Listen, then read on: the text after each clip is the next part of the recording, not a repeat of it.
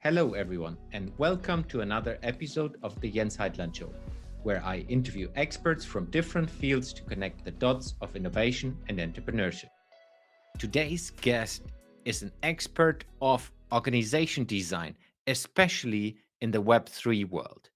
He's about to launch an exciting organization soon, which he explains in the end of the episode. And most probably, when you listen to this episode, it's already launched. On top of that, we dig deeper into what Web3 is and what organizational structures are designed on the base of blockchain. Please welcome to the show, Daniel Ospina. Hello, Daniel. Welcome to the show. How are you doing? Good. Thank you very much, Jens, for having me. Excited to be here. Yeah, I'm looking forward. Before we go into Web3 for sure, but as well your ways of thinking of innovation, governance, and organizational structures, let's talk about you first. Who are you and what is your story? Sure, thank you. So I usually describe myself as an organization designer and governance specialist, uh, which is a very Web3 definition. I think in Web2 it would mean something completely different. But I guess if I tell a little bit of my story, it might make more sense. And I have a somewhat unusual background for having ended up here. I started my career as a chef, and it kind of happened when I was in school. I went to see a career psychologist, and because I was fairly lost, and after a few conversations, we kind of managed to zoom in into two possible career paths for me that I was interested in. One in law, and another one in cooking. And it was kind of like these on one side the sort of like the logical systems rule system side, and on the other side the more creative expression side, and I was very interested in both. And the way he framed it is, whichever you choose, you're going to be miserable because you're going to be missing the other one. I was like, oh, cheers. Thanks for that. And sure enough, he was kind of right, because I ended up going the cooking route because at the time it was molecular cuisine and there was like science and creativity, and it looked really exciting compared to being in a law office in Colombia back then, where I was living at the time. And but then when I went into the industry, what I ended up finding, and I was very interested in excellence, so I ended up working in different pre-Michelin star restaurants and working crazy hours, but I kind of liked the adrenaline and the camaraderie, and again this idea of trying to push the boundaries of what was possible food wise. But in these environments, quite often what you had was someone very senior who was at the top of their career, who had started the restaurant and was sort of like the creative leader of it. But not only the creative leader, but also the creative dictator, because pretty much no one else could have a say on on how things were meant to happen. And and this position obviously is enviable, and everyone who goes to those places is working to get to that place. But, and myself included, like, I was there to learn and to try to one day open up this amazing restaurant where I would finally be able to create. But what I discovered is that a lot of these people were really stressed out. They were not leading particularly happy lives. They were freaking out about what the next menu, what the next season is going to be like, and they were really afraid to fail. And also they were not particularly beaming with ideas. On the other hand, you had young people like myself and a bunch of others who were really passionate. We had a lot of ideas that we wanted to try and experiment with, but we didn't have the means to do it. Like, we didn't have the space where we could try. There was no one really there listening. Like, it would have been very awkward to go to the boss and say, hey, what do you think of this idea? They will be like, who are you? Kind of situation. Like, you need to first build yourself through the ranks. And as I spoke with friends in other industries and kind of complain about this, I moved from place to place. I had a friend who was a dancer, and he's like, yeah, you also dance through your career, and then later on, maybe you become a choreographer and you can organize dancers. I had a friend who was an architect, and he was the same thing, and a friend who was a consultant, and he's like, yeah, you just do these like glorified assembly line work where you're given down the process, given down the methodology, and you just apply it. And only very later on you can kind of be the person who's figuring out how things should happen. And I thought it was kind of sad, and so I was missing that. And after a bit, I kind of got this lucky break and managed to find a position in a research and development lab in what was called the Fat Duck Experimental Kitchen. And this was a place that well, had one restaurant, started one restaurant that what got voted best restaurant of the world in 2015, I think. So they used this fame to then build more restaurants, and of course, as this was happening, there were more opportunities, and essentially they realized that they needed an extra facility to be able to develop the new concepts, to develop the menus, and then later on to also do books and TV shows and FMCG products in supermarkets, and then consumer electronic partnerships and all of these kind of things. So I got lucky and got an internship in this place. That was like 3 months, no pay. Thank you guys. And then they kept me with probably the worst salary I had in my career. But I was extremely happy for a while because I was finally able to create a little bit. And then I got kind of like another lucky break, and the whole team was essentially disappeared, was gone. And because they had done some things that I'm not really allowed to talk about, but essentially I arrived to the office one day and I was the only one left. And we needed to onboard a new team, which obviously was quite chaotic and so on. But for me, it was a great opportunity because suddenly I was the guy who said, the only person left in the company who could say, this is how we do things around here. And I could bend that and stretch it a little bit. And so at the time I was starting to learn about, or had heard from friends who were in other industries. Like I had a lot of friends in London who were in the startup world, and they were telling me about design thinking and agile methodologies and these kind of things. And I was getting very interested in that and seeing how it could be applied to the world of food, or like to developing new products and services and so on that we were trying to do, and experience design, innovation, and so on. And I became absolutely fascinated with the way how we organize people as a team could have such a radical impact on the outcomes we had. And so then I continued my career down that route. Like I tried to steer towards that, but I was a chef. It was very complicated in the place I was. So after a bit, I left that company, tried to become a sort of innovation consultant, leveraging the chef brand, who would be very associated with creativity and so on. And essentially end up in bed, unemployed, without knowing anyone who could potentially hire me, because they were all cooks. Like all the people I knew were in the food industry, and so that didn't work very well. But thankfully, I had from the R&D, I had built some collaborations with different academics and different people who are also working with us as institutional partnerships for research. And especially there was a professor that took me under his wing, and I was able to join the experimental psychology department in Oxford, doing a residency for a year, which was this sort of made up position, but allowed me to network with the researchers there, to participate, to learn a lot about cognitive psychology, social psychology, and so on. And then from that, I met a professor in the business school who liked my ideas, invited me to start giving workshops to some of the executives that he was training on system design. And that kind of like kickstarted finally my, let's say, my second career, that's been more about organization, innovation, systems sort of stuff. And from that, I continued this journey, but I was still very, very, very interested in that original problem that I had seen. That is like, well, you had some people at the top that were stressed out and a little bit creatively drained. And at the bottom, all of this talent and potential that was being wasted because you didn't really have the methods to bring it in. And at the Fat Duck, like this innovation place, they did have a few processes that were interesting, like Dish of the Month, and a few forums essentially where people could prototype their ideas. But it wasn't enough, because they didn't have access to like the research processes, the sort of facilities, the techniques that we had, and it was still fairly disconnected across the organization, the different areas. And then there were the business units who resented us at the innovation and so on. And so with these ideas, I kind of start exploring different methodologies and different ideas. I was trying to be a consultant.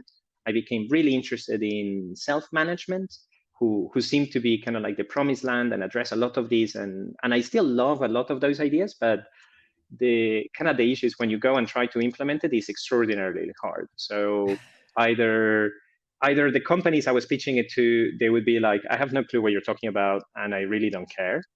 because my problem right now is that I don't know, I have some defects in this product, or I need to hire more people, or I need to cut costs, or whatever. They had some very practical concerns, and this lofty self-management stuff just went over their head.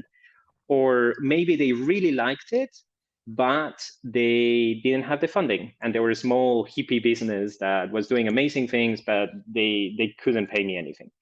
Or otherwise you could do it, but then it was such a long and painful process to try to really change the culture, to change the mindset of everyone, to implement these processes that were completely different. And at the same time, I was seeing how some software organizations were making a lot of money by selling this software that essentially facilitated a process. And but that finding that like lucky combination of having the willingness to innovate and try new things, the funding to be able to do it, and the technological capabilities to facilitate these things and make it a little bit easier for everyone to follow these new systems and so on, was quite hard to find until, well, I guess around 2017, 2018, where I started to get a lot deeper into the world of blockchain and crypto, and the ecosystem was starting to mature. And I was like, oh, wow, it's all kind of happening here. And that kind of eventually led me to the space. I mean, that is a fascination with how these new technologies can be used to create very radically different forms of organization, and very radically different ways to think about how groups of humans can collaborate, how knowledge can and ideas can flow across them, and so on, for better outcomes for everyone involved. Well, if you do it well, right? Which is really tricky and super complex, and part of the, let's say, the intellectual fascination, but this collective gigantic experiment that we are trying to do in this space. Yeah. Great story. There's a lot to dig deeper. It's really interesting starting as a chef and then developing your way forward on the go. So it's kind of innovating yourself the whole time. And most probably it will go further like this. At least in my experience, it's always like, yeah, I feel really in content right now, but I'm itching already to do the next thing.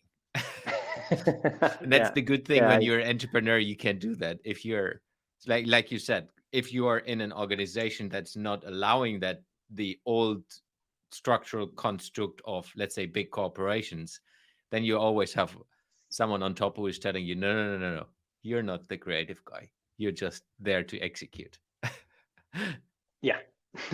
Yeah, completely. And I don't know, well, I mean, again, I'm kind of like now again, kind of like taking another leap and inventing the next thing. And I'm just leaving a very comfortable, like high profile position that gave me loads of means and loads of exposure for my ideas, and a very comfortable salary and so on, and jumping on again. But at least I wish I won't try to do it like I did it the first time. That was so painful. Like I changed. I have a bit of a mentor. He's this now almost retired finance director type guy, and he told me that he has this framework for transitions. That is, you either change geography or industry, or you change job role, but not all three at the same time. And I kind of did all three at the same time, and it was really difficult.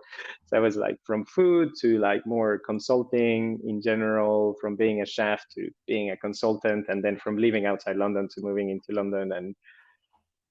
And it was hard also because I had no clue what I was doing. But I think I didn't have a choice. Like I was just obsessed with this thing. And I remember thinking at some point, is like, if I have to go back, I can do it. That will be waiting there for me. But I don't think I will be able to do it again, because I don't know. I guess I live a little bit by my passions. Is I really believe in something, and if that's not what I'm doing, I get completely demoralized and lose all interest. Yeah, I can relate to that. But I think it's also we need in this world right now, specifically right now. We're recording this in December 2021, and it's still kind of pandemic everywhere.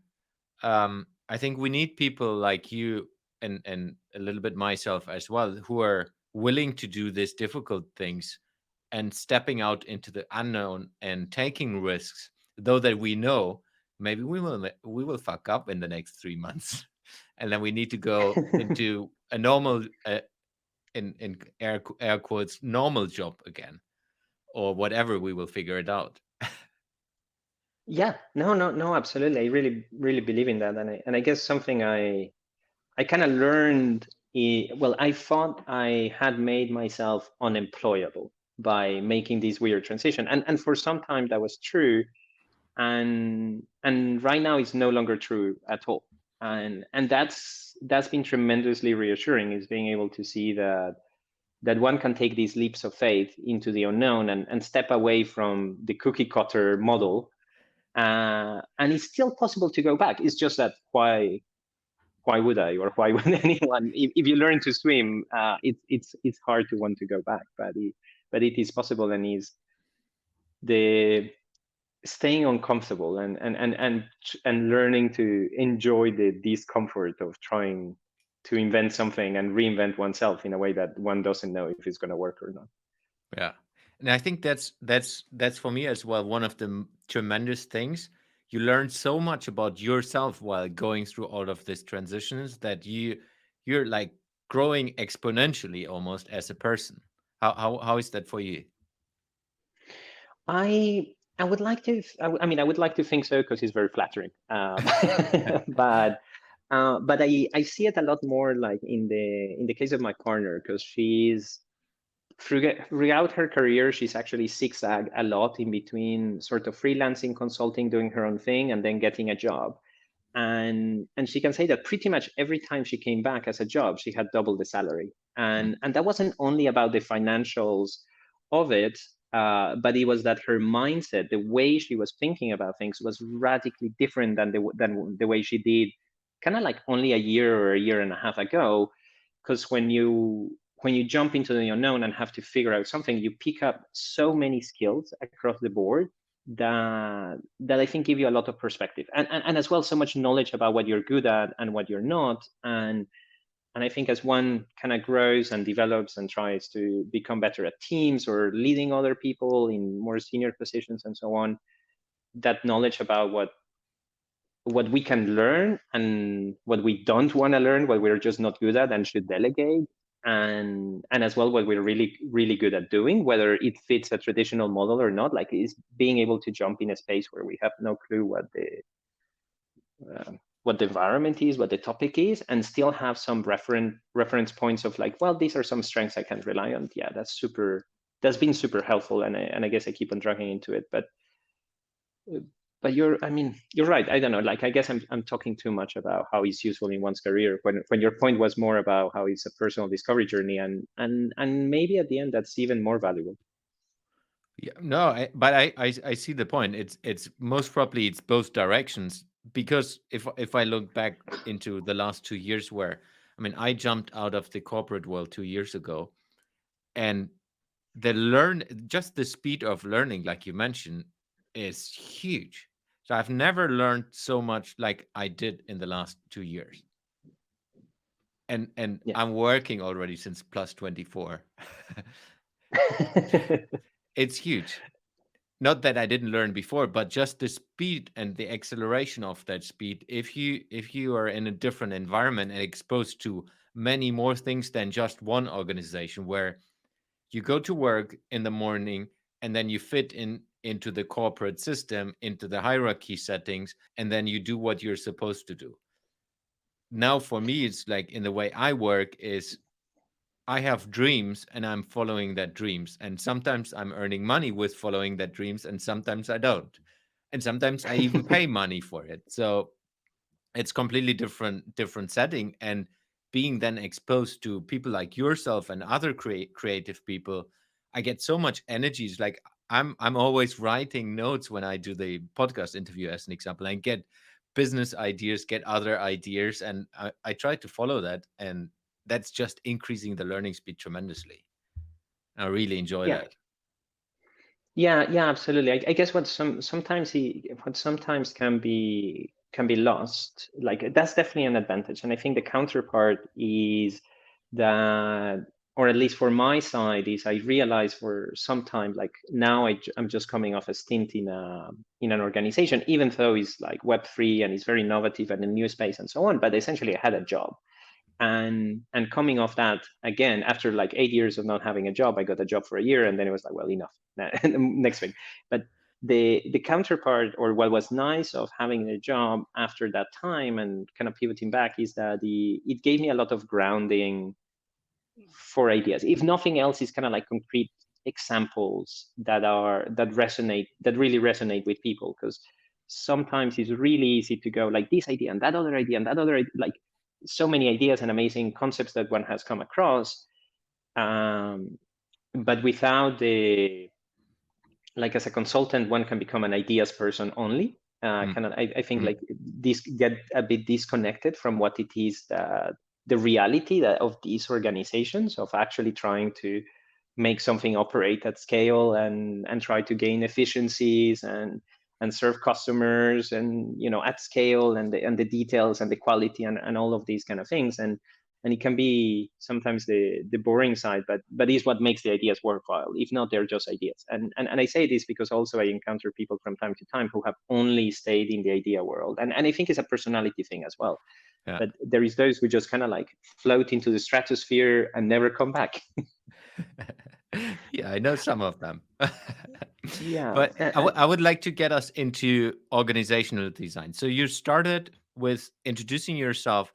You're an organization designer in terms of the Web3. There are a couple of 2 or 3 listeners only who have never heard about Web3. Can you give a short explanation for those who have never heard about it, what that is, and then we go into organization design?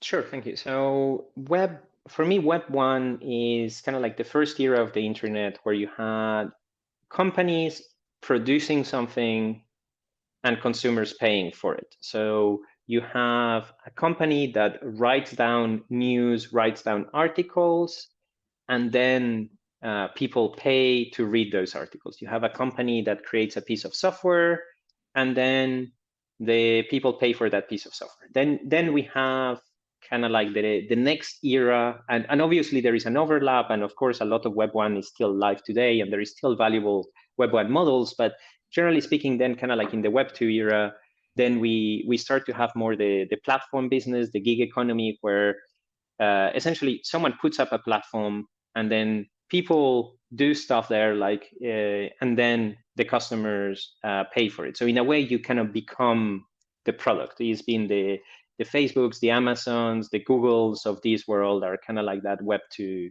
era.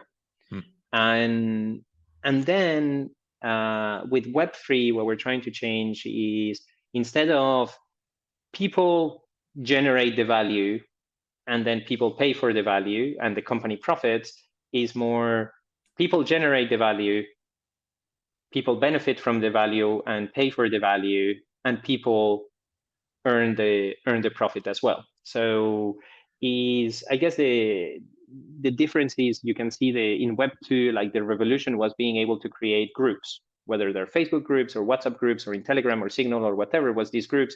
And the impact that had in society is tremendous, because suddenly you could really seamlessly have a group with your family and have all the topics there, and another group with your friends, and another group with a nascent business. So if you were trying to build a business or trying to build communities, and communities became this big thing, but for companies, communities were still mostly about pushing ideas to the community. So my community are my consumers, which is not a real community. I mean, maybe there was some elements of real community there, but it's a very disempowered or kind of like external community to the organization.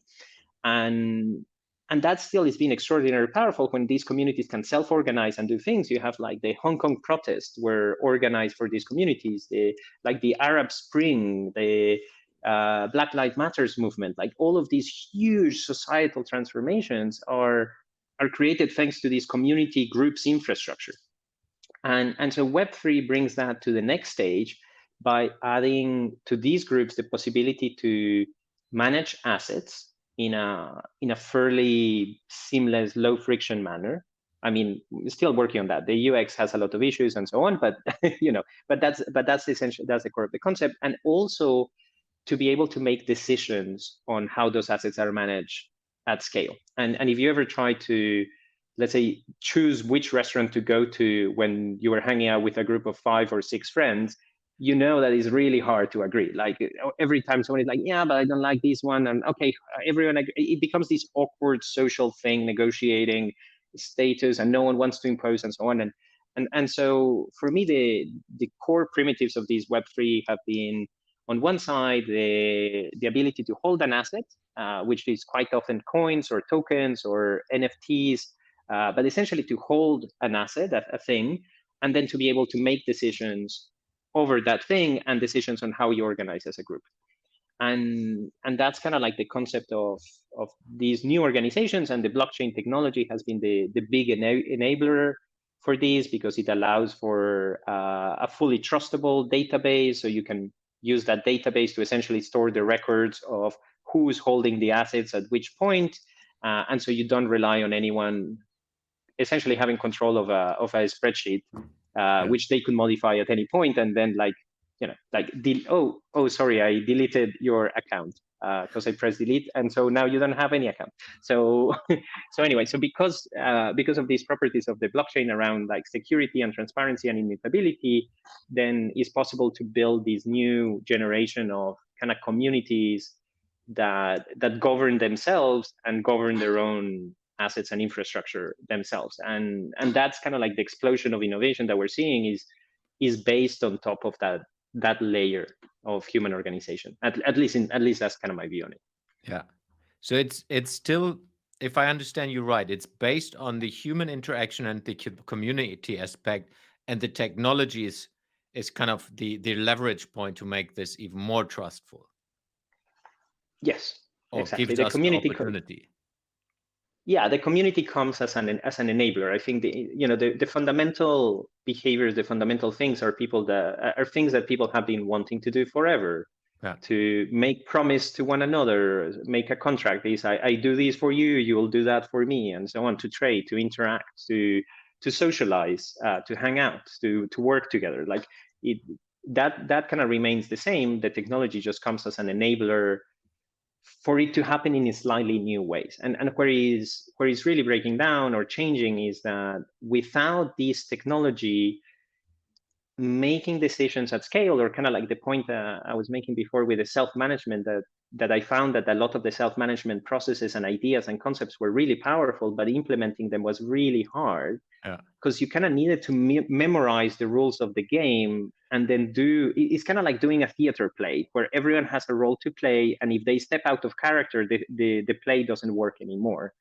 And obviously when there is like funds and status and egos involved, that's tricky. And here the technology kind of hard codes the rules.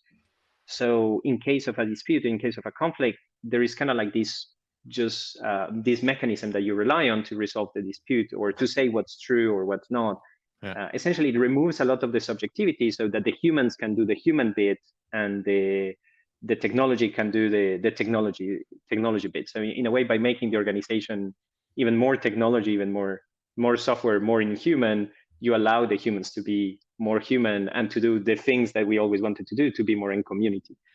Which I think is kind of like a lovely idea, but anyway, that's more on the fluffy side.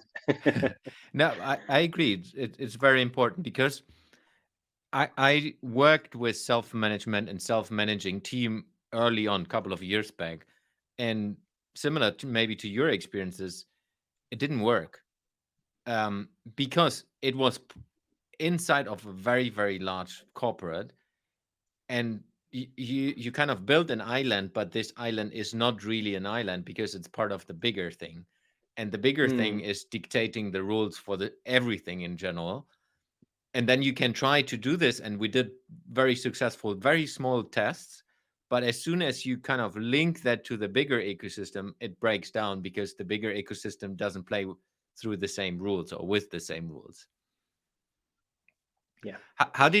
What are your experiences, and as well for the listeners who are interested in this, how do you, I mean, you have been the head of governance for a Web3 based distributed organization, and we might need to define that as well.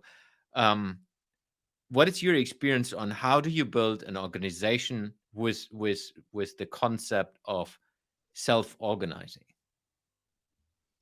Thanks. So, I mean, there are two approaches generally that I see taking, and one is the sort of community first approach, and the other one is the progressive decentralization approach. So decentralization refers to, well, in the technology term, it has a slightly different definition. It's about having no single point of failure on the tech system.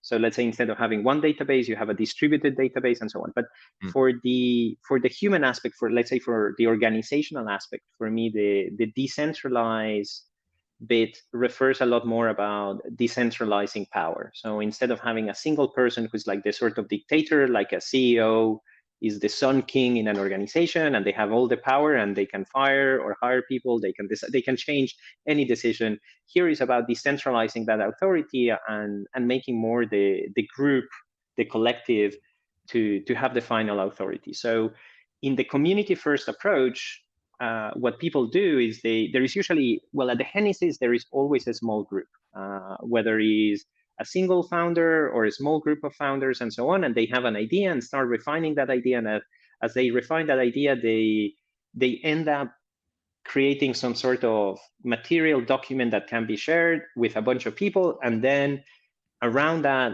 maybe others will come that think that is something that needs to be built, and suddenly you have a bit of a movement and maybe a bit of a community, or at least a group of people who are rallying around that idea. Yeah. And then you put in place these technology mechanisms, essentially a mechanism to make decisions. So the most basic was a voting tool, the majority voting tool. That's where it started. And then you distribute some tokens to everyone, which enable them to vote in the same way that in a limited company or in a publicly traded company, the number of shares determines the number of votes. So that was kind of like the most basic original governance system. And suddenly you have this community that can make decisions, but has no product yet. And so then thanks to this decision mechanism and this vision idea that you have, you then try to build a product or build something that will make the community self-sustaining. Sometimes it's a survey, so I don't know, ends up being a bunch of developers, and they're like, we're gonna be a developer agency or a marketing agency, or we're gonna build some sort of software platform that does X, Y, Z. And that's how it happens. But it starts with the community, and it's really powerful because the community can be made out of, well, essentially the people that will build the thing or provide the service, but also about those who are generally interested in the topic, maybe because the problem that is being mentioned is a problem that they have, and they want to contribute to solving it, either financially or simply by raising awareness, or just follow up so that once the solution is ready, they can be part of it. And then there can be others who think like, oh yeah, once that thing exists, they want to be a supplier to that organization or that thing that is being created. And so through this mechanism, you can kind of align the interest of all of these different stakeholders to make it happen, and make it happen at scale really quickly. And that's one approach. And it's kind of complicated because you need to really understand how to self-organize as a community from the get-go. And that's complex, but some of the most powerful platforms that we have today were built, well, in Web3 world, started a little bit with that. And the other approach is a more traditional approach, the progressive decentralization, in that essentially there is a team, like a traditional team that comes together, builds a product or a service, and then goes, okay, now let's try to decentralize a little bit more. So instead of doing an IPO, instead of exiting to the markets, we're gonna exit to community. And so now we're gonna, maybe we have a list of everyone who's used our product or services. So we're gonna give them some tokens to all of them. And we have a list of everyone who's contributed to date. So we're gonna also give them some tokens to them. And the funding team keeps some tokens, and the initial investors are given some tokens as well. And then suddenly that organization kind of creates all these tokens, and the tokens become the governance mechanism, so that the centralized team, which most likely had like a hierarchical sort of organization, then translates to this more democratic system or some sort of self-management system as they design it. And that can be a gradual process where increasingly the community gets it gets more involved, the organization becomes more open, more transparent, all the conversations start to be made public. You have to do a lot of work around knowledge management and so on, and around enabling people who have less context and less trust and so on, to give them small pieces of work to do or different ways to contribute. And there is, all kind of experiments. And again, this is also like enabling something that was already happening in Web 2. Like, for example, with the taxi ride companies, that if you refer a friend, they're going to give you some free credit and your friend gets some free credit. The difference here is that it's not credit, it's actually governance power over the organization. So if you get some tokens, they might have some value in a secondary market, like you can trade them. So there could be a financial value, but more importantly, those tokens allow you to vote on the platform. And because you have the decision-making power, you have a sense of ownership, and that really changes the way people interact with these protocols. What is the monetary? I'm already seeing a lot of people who listen to this like, yeah, I get that voting part and here and there, but organizations in the historical way is like, how do you create wealth?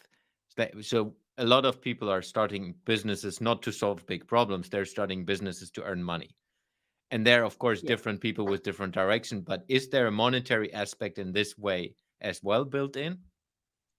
So, I mean, it depends. So the possibilities are huge, and because it's really at the core is a very basic primitive, like some decision making, the possibility to create a token and distribute a token. And a token is like a poker chip.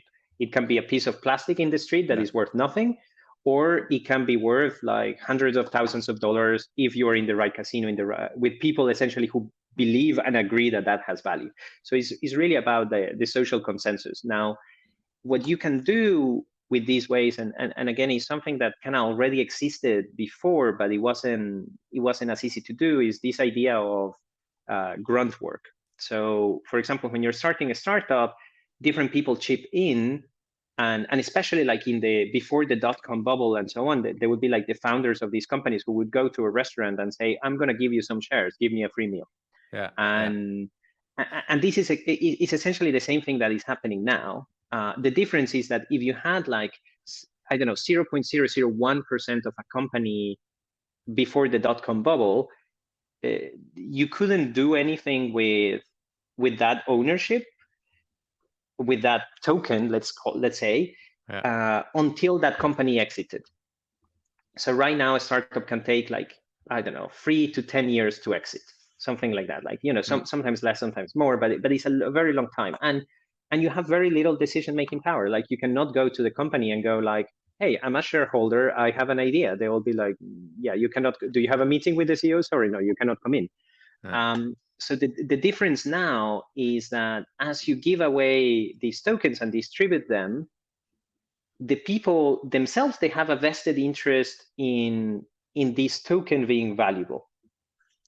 And if they have ideas, if there is a way they can contribute, and that's kind of the game, is finding ways to enable the community or this network, this group of people that you have empowered, is about finding ways to empower them. And if you can empower them effectively, you can create tremendous value. So if we take like Bitcoin, which is like the first generation of these DAOs, which is a protocol, there is some tokens minted, distributed these tokens, and you can make some decisions by forking the protocol or keeping it as it is, essentially by making your own version. If you don't want, you leave and you copy paste it. And if you want it, you stay. So in this case, everyone who was given a Bitcoin in the early stages then told their friends, oh, Bitcoins are valuable, you should get more Bitcoin. And this sort of incentive design that is baked into this protocol has now meant that there is, I don't know, like easily over $1 trillion of value in this thing. And the same thing has happened. There is like a really cool organization that I like that's called One Hive, and they started without really raising any funding. There was a group of people. They started to build some technology together, And as an accounting unit, they would distribute each other, like each week or each month, some tokens that they had just minted. And then they had essentially, so the token was a sort of accounting system for how much value you had contributed to the project. Yeah. And as the organization grew, then some people will start to pay fees or pay for their technology and so on. And so then the organization had some assets that belonged to it, or the community had some assets that belonged to it. And at some point, these tokens that people had that were just for governance, just for voting, someone puts them in a secondary market. And thanks to other new protocols that have emerged, like you can do it. You don't need to go to the New York Stock Exchange or the London Stock Exchange. You just go to one of these protocols, you put a little bit of liquidity on both sides of the pair that you want to trade, and suddenly there is a market, and the market is being created, and anyone can create the market for any asset they want. So it just is really easy to happen. So the moment that you start to have some liquidity for your asset, the moment that is traded in a market against perhaps a fiat currency or one of the popular cryptocurrencies or whatever, it has a price and it's tradable. So suddenly these points that people had distributed that had no value had market value. Yeah. And wealth had been created out of thin air, simply because the tokens serve as a sort of speculation coordination mechanism for people to say, we're going to work together on creating this thing. And at the end of the day, money is nothing else than a mechanism to allocate attention and resources, to decide what we allocate time, what we invest in. And so here you can do it by creating your own currency and then using your own fictitious currency to allocate on something. And later on the line, your fictitious currency can become a real currency.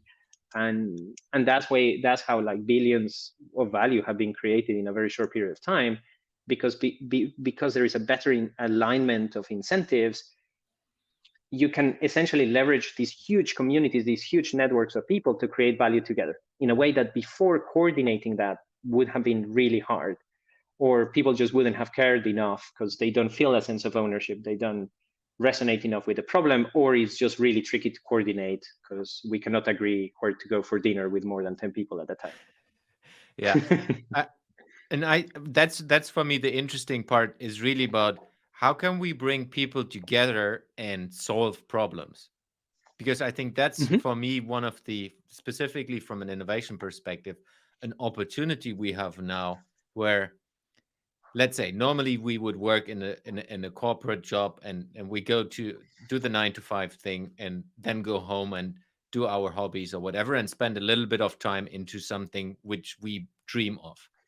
Now, this new organization and technology builds opportunities where you could say, hey, I don't want to go to this 9 to 5 anymore. I want to do 100% my dream. I want to follow that. I want to solve this big problem in this world. And there's a community which is doing that. And I can contribute 9 to 5 or even more to that. And yeah, go ahead. No. That's I think you're touching upon the magic of it. That's really the liberating power that this could have in a base case scenario, because it cannot. There is also like some complications that this brings in terms of like, now we have digital organizations who are global from the get-go, because this is built on the blockchain. So people from anywhere in the world can connect and contribute. And there is also the possibility to do so anonymously, which if you live in a really corrupt state that is trying to extract an extortion from you just so you can start a small company, well, it's a really good thing that you can bypass that system. But if you live in a healthy society where the state is actually providing a lot of services and you want to avoid taxes, you can also use the same technology. So it has like, right, like the technology at the end is not good or bad. The technology is just and the way people use it varies. But the really powerful thing is with these more open organizations, and it's a design decision. It's more like the most successful ones will be the ones that can be more open to the community, that can in a way, attract the biggest number of contributors, either who provide financial capital or social capital or intellectual capital or whatever it is. But the community, the organizations that can attract the biggest amount of contributors and actually get them to work together effectively are the ones who are going to succeed the most. Yeah.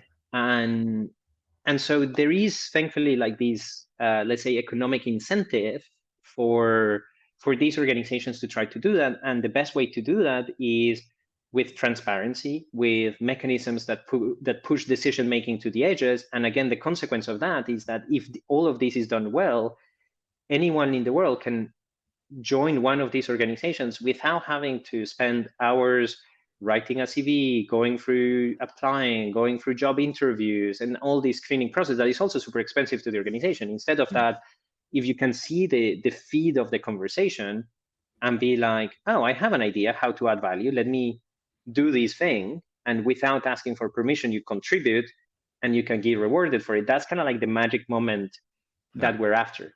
Yeah. And there is a few cases like that. Like I know this guy, and he was like, well, in the first hour that I interacted with this protocol called Maker, in the first hour, I went to their blog. I wrote, I saw a thing that they were talking about. I wrote a long reply to it, and I got $50 in the first like 1-2 hours of engaging with it. And it's a magic moment because then he was hooked. He was like, oh, I'm doing this because I found it interesting and so on. I'm actually earning enough to make a living out of it.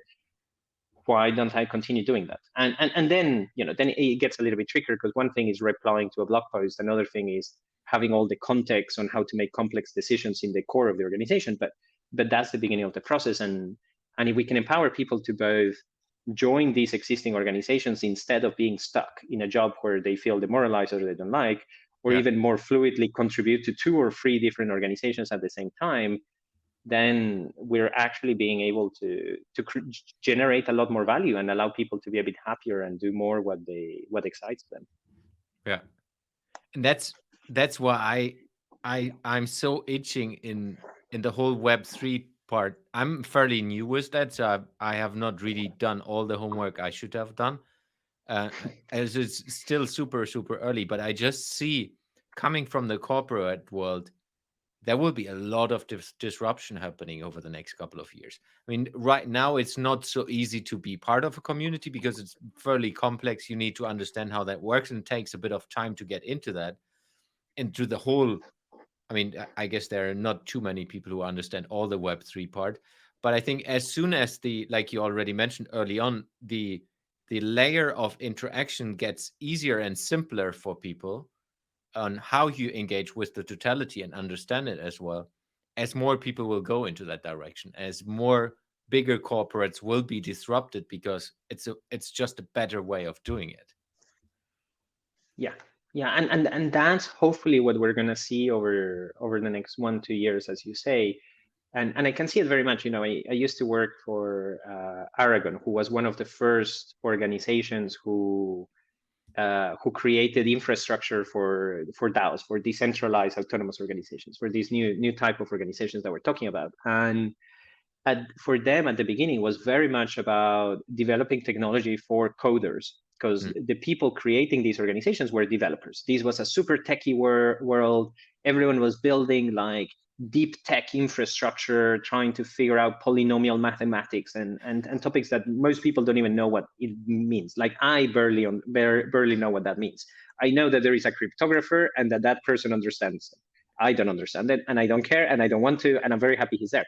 But it's taken this long, the first, like Aragon, who was one of the first doing this, was around 2017. And it's taken kind of until now so that we start to have UIs and a UX that is friendly for people who are not a developer. And still, most of the tools require you to have a developer in your team or not do it. And that's the big transition that we're trying to do now, is really focus on no-code interfaces, no-code ways to integrate the different tools. Because the other thing is the protocols themselves are decentralized and permissionless, so it's open source, so you can combine it and plug it in really fascinating ways, and it enables a lot of experimentation. And so we want to create these interfaces that allow people to plug in and combine these different technologies. And now more and more organizations, like some of the big influential organizations in this space, are explicitly focusing on that, which Yeah. wasn't true. I mean, that wasn't true 6 months ago, a year ago, that wasn't true.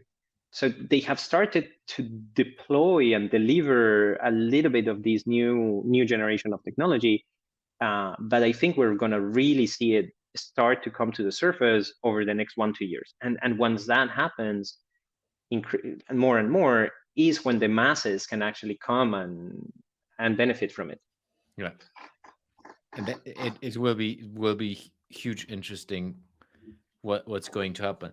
Let's go into what you're after. So you're in a transition phase and you're looking into building something very exciting. Tell us a little bit more about that and your Sure, thoughts thanks. behind it. So I was just working at one of these organizations who were in the first kind of like the first wave of tooling for decentralized organizations. And now we have a range of them who have matured. And what I'm trying to do is bring together a coalition of partners and again, a community, bring together a community to together incubate the second generation of tooling. So the model right now is probably a little bit of advisory and incubation for new projects that are coming into this space that they themselves are trying to figure out how to operate in a decentralized manner, which requires a lot of skills and know-how that traditional startups don't have. So we want to kind of help them on that journey. But as well, focus on organizations who are interested in, or startups, if you like, who are interested in building tools for decentralized organizations to operate. Because every single tool that we have in Web 2 is probably going to be reinvented for Web 3. And it's not the incumbents who are going to do it. They're too cozy in their current market. Their way of thinking is too old-fashioned for this new space. They will struggle too much with the transition. So everything from like your Google Suite to your calendar, email, Asana, Trello, Kanban boards, Microsoft Teams, all of these tooling is being reinvented and needs to be reinvented for these new types of organizations. So we want to focus on people who are trying to do that and facilitate them both with access to networks, access to a community of potential customers who can be the other organizations in this space operating in this way and interested into really going through with it, because there is also a lot of pretending because of regulatory reasons. If you're centralized and issue a token and so on, in the US there is some essentially could be considered a security, and then the regulator can clamp on you. So a lot of people pretend to be decentralized, but they're not really. But so we want to create a community of organizations who really are going after true decentralization, who really understand the power of it. We help them in the journey, and then whenever we encounter gaps that essentially that the advice is not able to fulfill because people need a tool, we also want to have the prototyping capabilities in house and build the tool for our community, and do that together with, let's say, this first generation of organizations who are now quite big and have a lot of expertise and network and resources.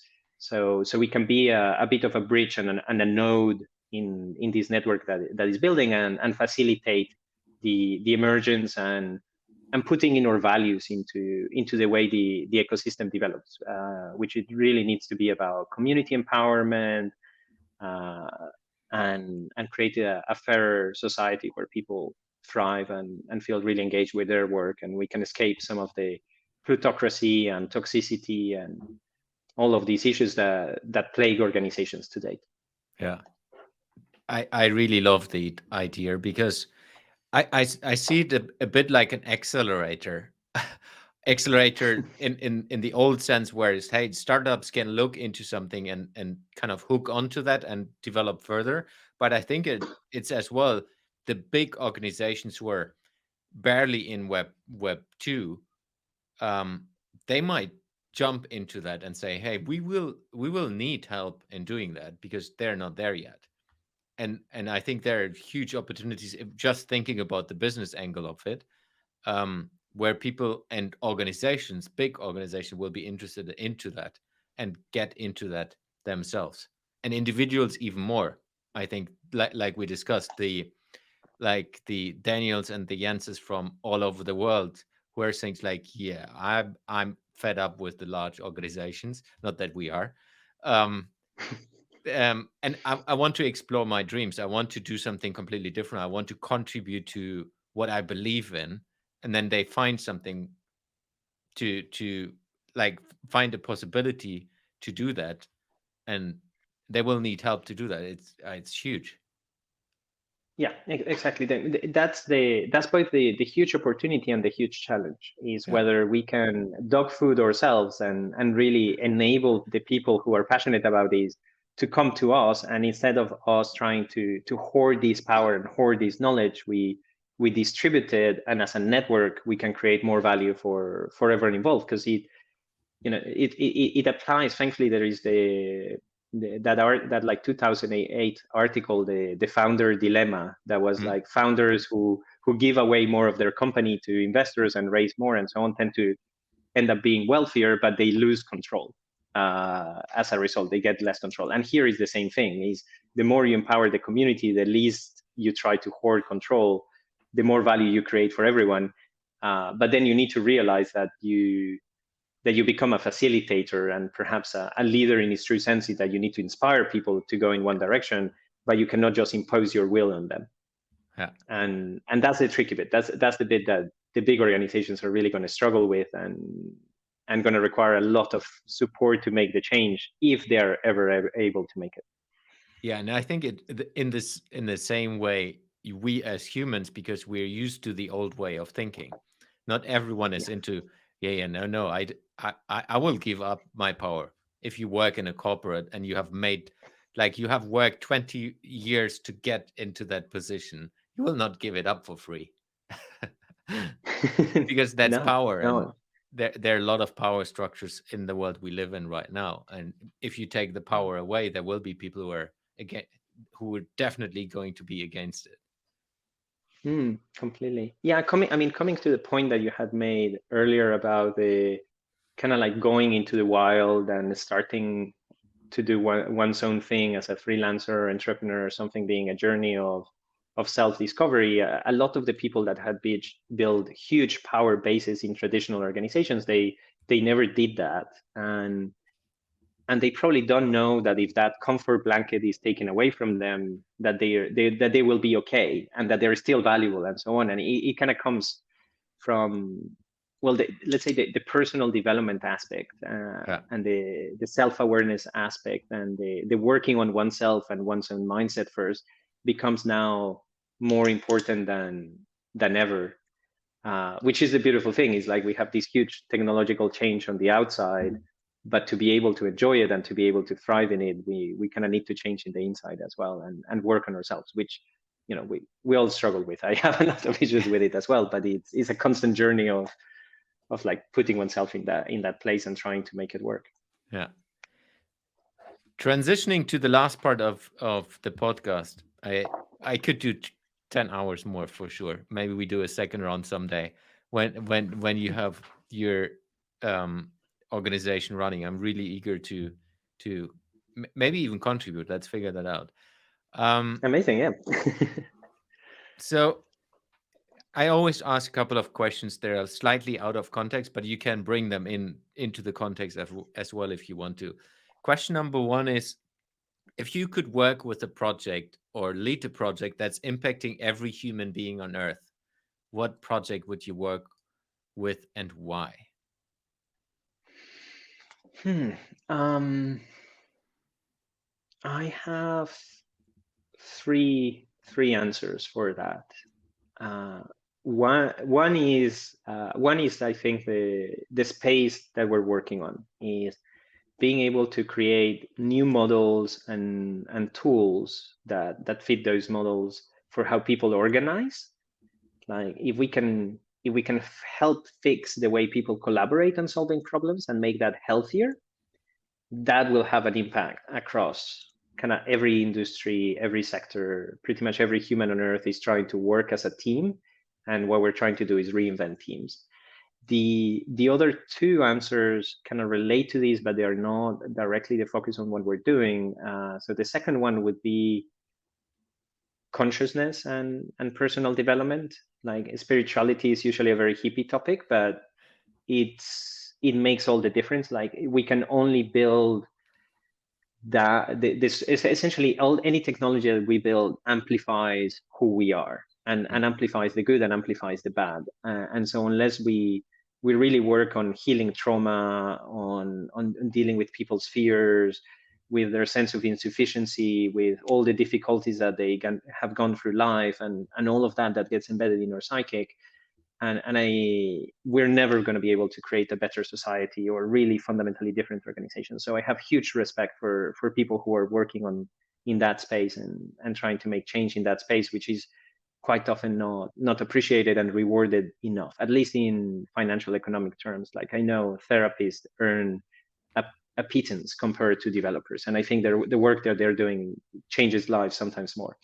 Yeah. And then the third layer is more the really macro layer. So anyone trying to change government, and that's extraordinarily difficult. But anyone working on changing government, which repercutes on all the global challenges that we have around the climate crisis, the issues with pensions, the financial systems that are a mess, and all of that. But reinventing government as well is hugely important, especially in the context now of these revolution in digitally native organizations where global by default. Governments will really have to rethink how they operate, and their whole structure is going to be disrupted.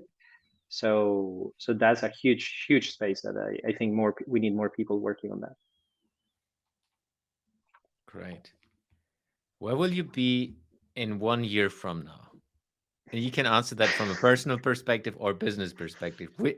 I know it's like huge. A year is far away in Web3. Yeah.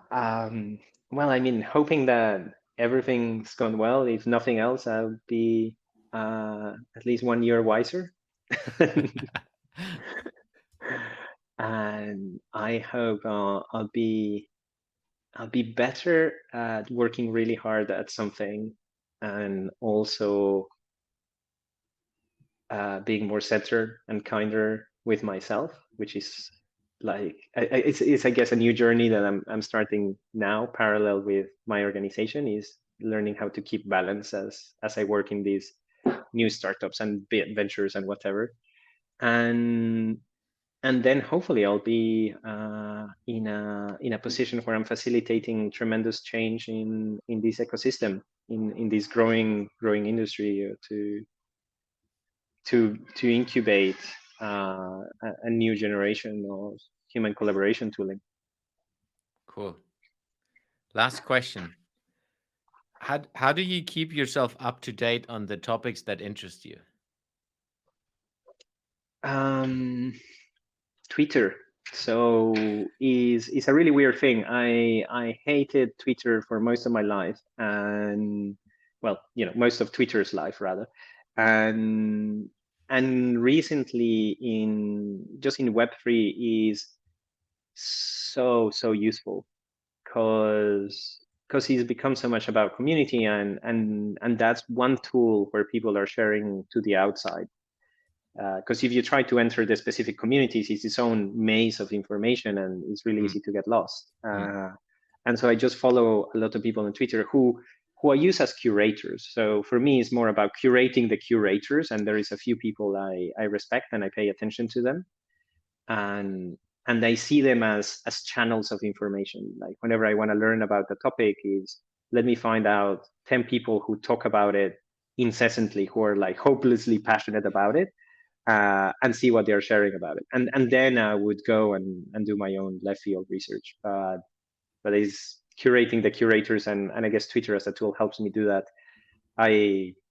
Let's see how they evolve now with Web3. I know the CEO is left and so on, so there's a few big questions there. But I think the network aspect is interesting. Yeah. Great. So we're done. Before we close it, so how can people connect to you, and where can people find you as well, on the personal level and as well on the business level, or everything together? Yeah, I guess, well, everything together, you can, if you ever reach out to me on LinkedIn or something like that, make sure you send a message. Otherwise, it's hard for me to filter. There is danielospina.info, which is quite outdated, but hopefully by the time this goes live, I have updated it. But you can contact me there. And as I was saying, I'm fairly active in Twitter these days, so that's @_Daniel_Ospina. Yeah, And feel free to send me a message and just say hi. I try to be as open as possible and inviting as possible as my time allows to bring people into these new ways of working, these new ways of organizing. great. I will put the links to that as well directly into the show notes so people can click towards you straight away. Daniel, thank you very much for your time. It was a pleasure having you on the show. I learned a lot.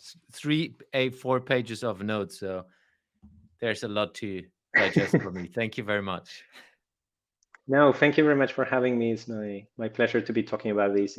It always brings me alive to be able to share that which I learn and find valuable. So thanks a lot for the opportunity to be here. Thanks for listening to today's episode. You will find the links and resources in the show notes of this episode. If you would like to support the podcast, the most impactful thing you can do is subscribing to the show on any of the podcasting platforms and give me a review. This will help me to reach more innovators around the world and bring some of you into the show. If you have any question to the guest or want to engage with me, feel free to reach out to me on social media and contact me there. Thanks, and see you in the next episode.